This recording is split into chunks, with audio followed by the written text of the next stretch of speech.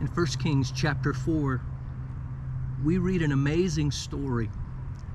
God appears to Solomon and he says, "Ask, what shall I give thee?"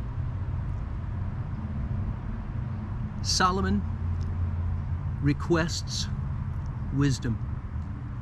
And it pleased the Lord, and the Lord granted him his request and made him wiser than any other king in all of his days. It was Solomon that wrote in Proverbs chapter 1, "The fear of the Lord is the beginning of knowledge, but fools despise wisdom and instruction." In chapter 9 he wrote, "The fear of the Lord is the beginning of wisdom, and the knowledge of the holy is understanding." But at some point, Solomon stopped asking. Because in 1 Kings chapter 11, he set his love to many women, and they turned his heart from the Lord. And the Solomon we see at first building the temple for the Lord ends up building altars to strange gods. The good news for you and me is God is still extending that request. In James chapter 1, we read, "If any man lack wisdom, let him ask of God, that giveth to all men liberally, and upbraideth not, and it shall be given him." But how do we ensure that we don't end up like Solomon?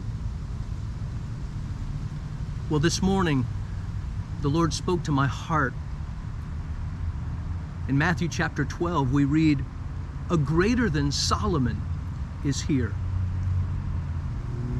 In Matthew 7, that greater than Solomon, Jesus, says this about prayer: "Ask, and it shall be given you. Seek, and ye shall find. Knock, and it shall be opened unto you.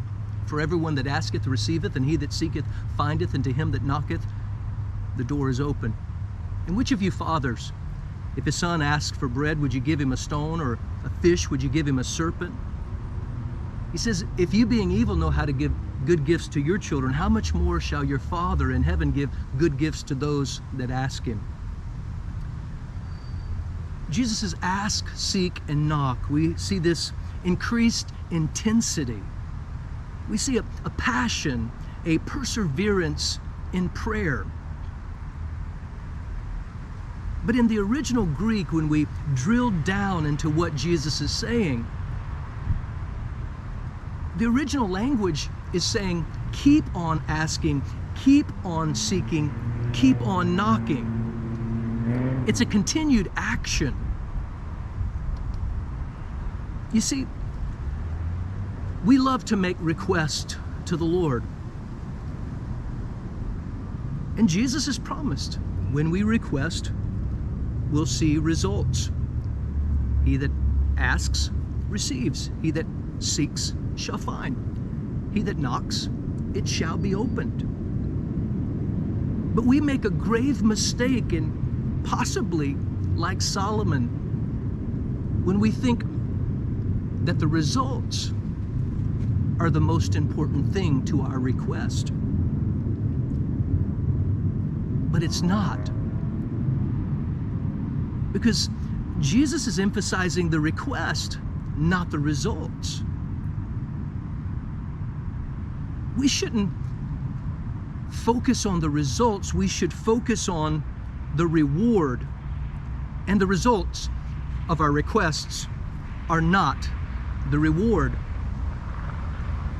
You see, keep asking, keep seeking, keep knocking. The reward is the relationship that is formed with the Father as we continue requesting.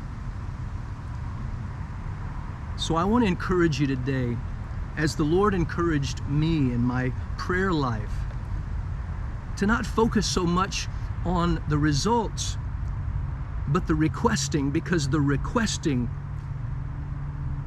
is what brings about the relationship with the Father. And that is the reward.